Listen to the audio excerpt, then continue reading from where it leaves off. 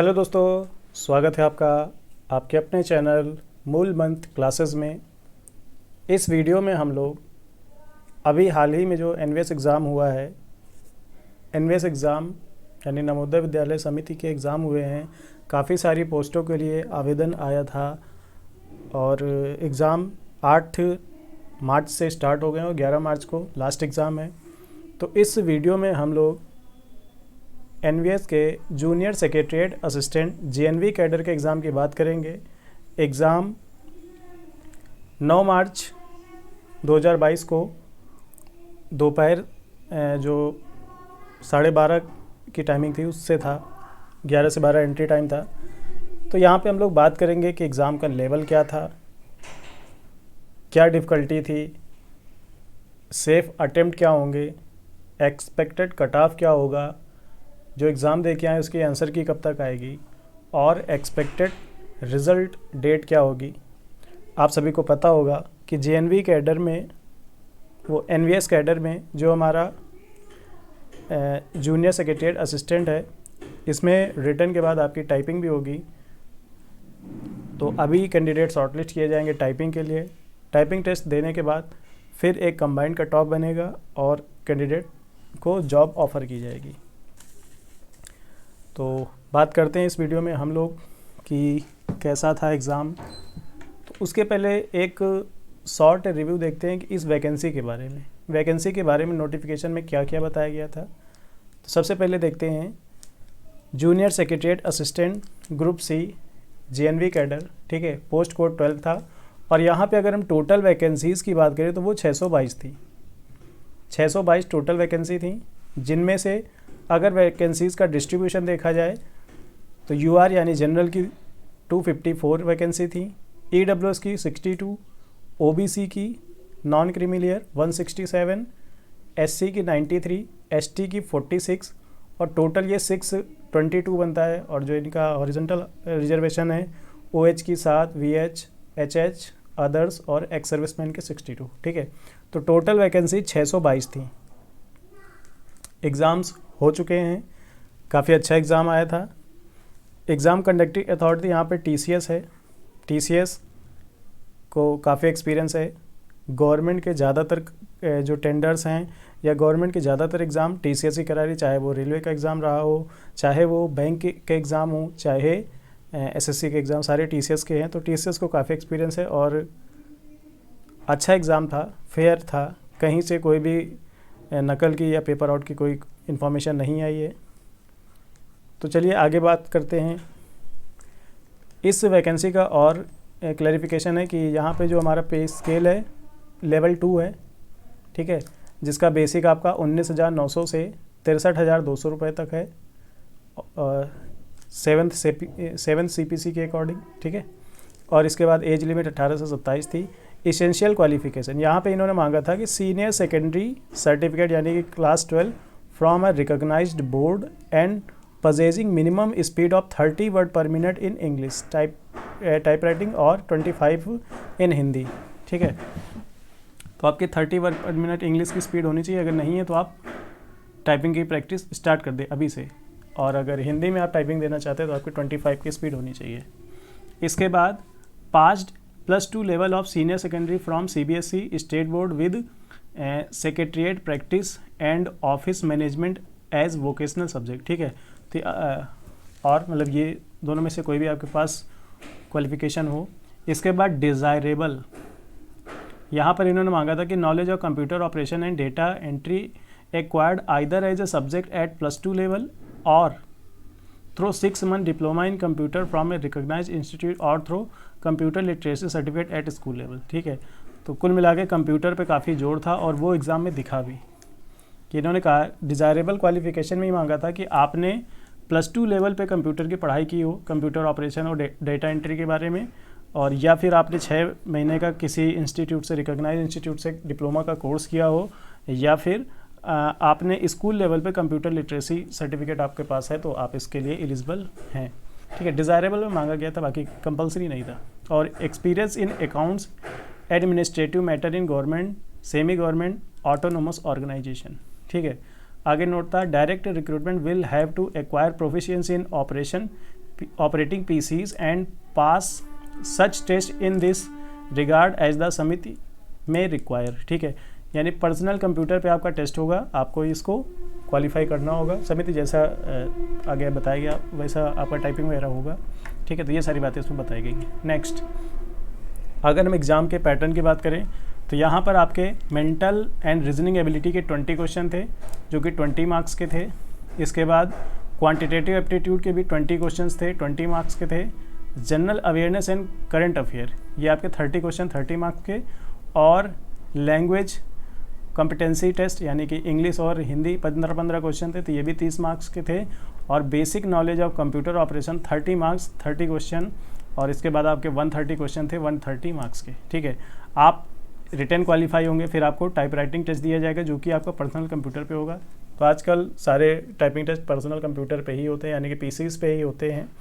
तो अब वो पुराना ज़माना गया कि हम टाइप राइटिंग मशीन लेके उस पर खटर पटर करते थे, तो वो समय गया, अब कीबोर्ड से टाइपिंग होगी आपकी। ठीक है, तो अब यहाँ पे अगर हम एग्ज़ाम की बात करें, कैसा था एग्ज़ाम, तो भैया एग्ज़ाम अच्छे लेवल का था। ठीक है, एग्ज़ाम जो था वो आपका अच्छे लेवल का था। अच्छे लेवल का मतलब कि यहाँ पर अगर मेंटल एबिलिटी एंड रीजनिंग की बात करें 20 क्वेश्चन आए थे जो कि 20 मार्क्स के थे। Quantitative aptitude 20 question 20 marks. ठीक है, और इसके बाद ये 2 सेक्शन हो गए। फिर जो कैंडिडेट को सबसे ज़्यादा सेक्शन परेशान कर रहे थे वो थे जनरल अवेयरनेस और कंप्यूटर। ठीक है, तो जो डिफ़िकल्ट हम सेक्शन कहेंगे। ठीक है, मॉडरेट टू डिफ़िकल्ट, पूरा पेपर ही मॉडरेट टू डिफ़िकल्ट था, लेकिन अगर सबसे ज़्यादा कैंडिडेट को किसी ने परेशान किया है तो वो है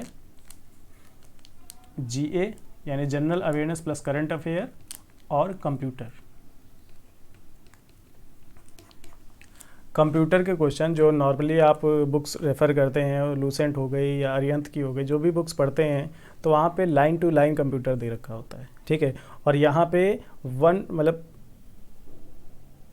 कंप्यूटर के जो क्वेश्चन थे उनका आंसर लाइन टू लाइन उस टाइप के क्वेश्चन ही नहीं थे। आपके पास क्वेश्चन कैसे थे, DRAM SDRAM। ठीक है, SDRAM। ठीक है, इनके बारे में आपको 2 सेंटेंस लिख के दे रखे थे और ये पॉइंट 1 था, ये पॉइंट हमारा 2 था। ठीक है, अब क्वेश्चन क्या पूछ रहा है, एक मतलब DRAM के बारे में एक लाइन लिखी हुई है और एक SDRAM के बारे में लिखी हुई है कि ये कैसी मेमोरी है, ये वो। ठीक है, और इसके बाद केवल पहला सही दूसरा गलत, पहला गलत दूसरा सही, पहला सही दूसरा भी सही, या पहला गलत दूसरा गलत। ठीक है, तो इस टाइप के क्वेश्चन थे, यानी कि यहाँ पर आपकी रीजनिंग काम आ रही थी। तो एक क्वेश्चन में ये 2-2 3-3 क्वेश्चन पूछ रहे थे। ठीक है, यानी कि अगर DRAM के बारे में एक लाइन लिखी और SDRAM के बारे में एक लाइन लिखी और इन दोनों के बारे में आपको नॉलेज है, तभी आप बता पाएंगे कि पहला सही है कि दूसरा सही है कि दोनों सही हैं कि दोनों गलत हैं या एक सही है दूसरा गलत है। ठीक है, तो ये सारी चीज़ें तभी आपकी हो पाती थी। तो जो कंप्यूटर के 30 क्वेश्चन थे, 30 के 30 क्वेश्चन मतलब हम कहेंगे कि मॉडरेट टू डिफ़िकल्ट थे, और शायद 3 या 4 क्वेश्चन तो एक फॉर्मेटिंग से आए थे। एक आपका लेटर था जो टाइप्ड था। ठीक है, उसमें लिखा हुआ था। इसके बाद इससे क्वेश्चन पूछा गया था कि इसमें कितने अपर हैंगिंग यूज़ हुए हैं। ठीक है, अपर हैंगिंग कितने यूज़ हुए हैं और इसकी विड्थ लेंथ क्या होगी। ठीक है, और मतलब ऐसे ही मतलब फॉर्मेटिंग के क्वेश्चन पूछे थे। तो आप बेसिक एक लूसेंट पढ़ के ये इन क्वेश्चंस का आंसर नहीं कर सकते, आपको कंप्यूटर के बारे में नॉलेज भी हो, प्रैक्टिकल नॉलेज हो, तब आप ये सब कर पाएंगे। ठीक है, और कुछ एक आधी शॉर्टकट कीज़ पूछी गई थी, जैसे कि अगर हम पावर पॉइंट में स्लाइड शो चलाना चाहते हैं तो हमें कौन सी शॉर्टकट की दबानी चाहिए। ठीक है, और ऑप्शन थे control F3, control F5, alt F3, alt F5। ठीक है, तो इस टाइप से तो आपको पता होगा आल्ट F5 से स्लाइड शो हमारा चलता है। तो क्वेश्चन सीधा नहीं दिया हुआ था, क्वेश्चन ये दिया था कि एक 32 पेजों की स्लाइड है, हम 19वें पेज से स्लाइड स्लो देखना चाहते हैं, तो हमें कौन सी शॉर्टकट कीज़ दबानी चाहिए। ठीक है, तो कैंडिडेट कंफ्यूज हो सकते थे, लेकिन अगर आपने प्रैक्टिकल किया हुआ है तो आप आसानी से कर लेते। तो यहाँ पर कंप्यूटर नाम का नहीं था, एक्चुअल में कंप्यूटर था। और लोग हिल गए उस कंप्यूटर को देख के। जो हमारा जनरल अवेयरनेस था वो भी अच्छे लेवल का पूछा गया है, ठीक है। अगर हम जनरल अवेयरनेस की बात करें तो यहाँ पर एक जैसे अरावली पहाड़ियों पे एक आपको पैराग्राफ दिया था, उसमें 4 ब्लैंक थे, ठीक है, 4 ब्लैंक थे। और मतलब अरावली पहाड़ियाँ हैं जो उत्तर भारत में दिल्ली से लेके राजस्थान तक फैली हुई हैं, जिसकी चोटियों की ऊंचाई 1000 से 3000 मीटर तक है, ठीक है। और माउंट आबू पे कोई सबसे ऊंची चोटी है तो उसका नाम पूछ लिया था, वो ब्लैंक छूटा हुआ था तो आपको बताना था माउंट आबू की जो सबसे ऊंची चोटी उसका नाम क्या है। और कोई चोटी दी थी उसके बगल में घाटी है तो घाटी या मैदान था उसका नाम पूछा था, तो वो भी एक ब्लैंक में दे रखा था कि घाटी है तो घाटी, और फिर ब्लैंक छूटा था तो उसके नाम के लिए ब्लैंक छूटा था। तो आपको 4 ऑप्शन देख के बताना था कि वो ब्लैंक क्या होगा, ठीक है। तो इस टाइप के थोड़ा हेक्टिक। अब बाई चांस अरावली पहाड़ियों के बारे में किसी को नॉलेज नहीं है तो वो तो 4 क्वेश्चन उसके गए, ऐसे ही एक बायो पे था जो हमारा वो जो क्या कहते हैं कि बायो में जो जीवधारियों को संघ में बांटा गया है, मोलस्का और ये प्रोटिस्टा, तो उन पे क्वेश्चन, मतलब उसका एक पैराग्राफ दिया हुआ था कि वो संघ है जिसके जो जंतु हैं वो कैल्शियम की खोल में पाए जाते हैं, और दूसरा संघ है जिसके जंतु दूसरा संघ है जिसकी सबसे ज़्यादा स्पेसीज हैं, 4000 से ऊपर हैं। फिर इनसे क्वेश्चन पूछे कि उस संघ का नाम बताओ जो खोल में पाए जाते हैं, उस संघ का नाम बताओ जिसके 4000 से ज़्यादा स्पेसीज हैं। फिर एक एग्जाम्पल दिया वो किस संघ में आता है, ठीक है। तो इस टाइप के थे। तो अगर आप नॉर्मली मतलब वर्ड टू वर्ड हम पढ़ के जाते हैं और एक क्वेश्चन मिला कर दिया, तो यहाँ पे अरावली पहाड़ी के 4 क्वेश्चन आ गए। जिसको अरावली पहाड़ी के बारे में कोई नॉलेज नहीं तो उसके तो 4 क्वेश्चन गए, ठीक है। और वैकेंसीज कम हैं, माइनस मार्किंग है, तो अगर हम तुक्का भी लगाएंगे ज़रूरी नहीं वो सही हो गया तो अच्छी बात है, बाकी 99% केसेस में वो गलत ही होना है, क्योंकि आपको नॉलेज ही नहीं है तो आप क्या तुक्का लगाओगे। तुक्का वहाँ पे सुटेबल होता है जहाँ पे 4 ऑप्शन है, जिनमें 4 ऑप्शन में 2 के बारे में कम से कम हम जानते हैं, तो बाकी की जो 2 बचे हैं उनमें हम रिस्क ले सकते हैं। लेकिन 4 के चारों हमें नहीं पता है, फिर तो भैया भगवान ही मालिक है। तो कुल मिला के अगर हम पेपर की बात करें तो रीजनिंग, कंप्यूटर, रीजनिंग और क्वांट, इसके बाद आपकी लैंग्वेज कॉम्पिटेंसी अगर हम कहें, ठीक है, लैंग्वेज हिंदी और इंग्लिश, तो इसको हम इजी कहेंगे। कंप्यूटर, ठीक है, कंप्यूटर जो है ये हमारा मॉडरेट टू डिफ़िकल्ट। इसके बाद जो जनरल अवेयरनेस और करंट अफेयर आई थी इसको भी हम कहेंगे कि ये भी मॉडरेट लेवल की थी, ठीक है। अब रीजनिंग की बात करते हैं तो रीजनिंग में भैया अच्छे लेवल की आई थी, और एक रॉन्ग नंबर सीरीज़ थी और एक कोडिंग का क्वेश्चन था, जो कि जैसे वैल्यू है तो वैल्यू का कोड 222 है, ऑर्डर है, ऑर्डर का कोड 150 है, तो ऐसे ही कोई वर्ड दिया था उसका कोड पूछा था, ठीक है। तो ये काफ़ी समय देने के बाद भी ये क्वेश्चन नहीं बन पाया। और एक सीरीज़ थी 3, 4, ठीक है, 7, फिर शायद 19 था, ऐसे करके एक सीरीज़ थी, उसमें पूछ रहा था कौन सा टर्म रॉन्ग है, ठीक है। एक आगे 99 टर्म था, 212 था, तो इनमें गलत टर्म पूछा था, गलत टर्म कौन सा होगा। तो ये 2 क्वेश्चन थे जो ज़्यादातर कैंडिडेट को परेशान किए होंगे। बाकी रीजनिंग जो थी थोड़ा मॉडरेट लेवल की थी, इसको डिफ़िकल्ट नहीं कहेंगे, डुएबल थी अगर इन 2 क्वेश्चन को हटा दिया जाए। क्वांटिटेटिव एप्टीट्यूड, तो क्वांटिटेटिव एप्टीट्यूड नॉर्मल जो हम लोग 10th लेवल का पढ़ के जाते था तो वही, लेकिन पूछने का तरीका अच्छा था। जैसे आप अगर बैंकिंग के स्टूडेंट होंगे तो कैशलेस डीआई आपके सामने आती है, तो कुछ कैशलेस टाइप की क्वांट आपसे पूछी गई थी। अब एक क्वेश्चन मैं आपको बता देता हूँ, जैसे क्वेश्चन क्या था, हाँ, तो एक कोई आर्टिकल है जिसकी कीमत शायद 18,000 रुपये थी, अब एग्जैक्ट डाटा मुझे नहीं याद है। एक आर्टिकल है जिसकी कीमत 18,000, मतलब उसका जो मार्क प्राइस है वो 18,000 रुपये है। एक बंदा है, पहला बंदा, वो इसको 12% की छूट पे ख़रीदता है, ठीक है, 18,000 12% छूट पे खुद खरीद के लाया। अब इसके बाद क्या कर रहा, वो 10% और 15% की 2 छूट दे के इसको बेचता है, ठीक है। तो ये जो छूट देगा वो तो मतलब जिस पे खरीद के लाया, मतलब जो उसका एक्चुअल मार्केट प्राइस पे ही देगा, और फिर जो लाभ होगा जितने में ये खरीद के लाओ जितने में बेच रहा उनके डिफरेंस हम लाभ कहेंगे। फिर आगे कहा गया है कि दूसरा बंदा है जो इसको 25% की छूट पर ख़रीदता है और उसके बाद 25% छूट पर यहाँ दुकान से ये खरीद के लाया गोदाम से, फिर इसके बाद ये 10% और 10% की 2 छूट पर किसी बंदे को बेचता है, तो इसका लाभ कुछ होगा। फिर कहा कि तीसरा बंदा है जो इस वस्तु को कुछ इस तरीके से बेचता है कि तुम 4500 रुपये अभी दे दो, 4700 रुपये अभी दे दो, और इसके बाद शायद 10% ब्याज की दर से 2 किस्तों में बाकी जो अमाउंट है वो चुका दो। तो बताओ इसने कितने छूट पर आर्टिकल खरीदा था। तो ऐसा कुछ क्वेश्चन था, ठीक है। तो थे तो वही, अगर इसको हम कहें तो वही प्रॉफिट लॉस का ही क्वेश्चन है, बट क्वेश्चन का लेवल काफ़ी बढ़ा हुआ है, ठीक है। तो नॉर्मल जो कैंडिडेट होते हैं उनसे ये होने वाला नहीं था। तो इस तरीके से अब इससे ये जो पूरा दिया था ये भी पैराग्राफ फॉर्म में ही था। अब यहाँ पे हमसे 2 क्वेश्चन पूछे गए थे, इन दोनों के प्रॉफिट का अंतर कितना होगा और यहाँ पे कितनी इसको छूट मिली थी। 2 क्वेश्चन तो यही थे, तीसरा मुझे समय याद नहीं आ रहा, ठीक है। तो इस टाइप के कुछ क्वेश्चन पूछे गए। तो मैथ भी जो थी वो भी हम कहेंगे मॉडरेट लेवल की थी, ठीक है। मॉडरेट, इजी नहीं, ठीक है, मॉडरेट प्लस। अगर इन 3 क्वेश्चन को बात करें तो ज़्यादातर लोगों को ये डिफ़िकल्ट लगे होंगे।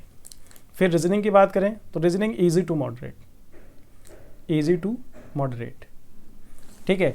अब अगर हम यहाँ पे अटेम्प्ट की बात करें कि आपके कितने अटेम्प्ट सेफ रहेंगे, तो अगर हम रीजनिंग की बात करें, रीजनिंग में अगर आपने 15 से 18 किए हैं, ठीक है, 15 प्लस और 15 से 18 के बीच में ये आपके गुड अटेम्प्ट हैं। क्वांट में इन 3 क्वेश्चन को छोड़ दिया जाए तो आपको 15 से 17 क्वेश्चन करने ही थे, ठीक है। इसके बाद अगर हम लैंग्वेज की बात करें तो 30 थे, 25 प्लस आराम से हो जाते हैं, ठीक है। फिर अगर हम बात करंट अफेयर और जीए की करें, काफ़ी अच्छे लेवल के पूछी गई थी, ठीक है। रीजनिंग के यहाँ पे 20 क्वेश्चंस थे, क्वांट के 20 क्वेश्चंस, लैंग्वेज के 30 क्वेश्चन, कंप्यूटर और जीए के 30 क्वेश्चन, वो करंट अफेयर और जीए के 30 क्वेश्चन, इसके बाद आपके कंप्यूटर के 30 क्वेश्चन, ठीक है। तो अगर करंट अफेयर और जीए की बात करें तो यहाँ पर आई थिंक 15 प्लस क्वेश्चन किए होंगे सभी ने। और अगर कंप्यूटर की बात करें, काफ़ी चीज़ें आउट ऑफ बॉक्स थी, ठीक है, पेपर का लेवल अच्छा था, कंप्यूटर डिफ़िकल्ट थी।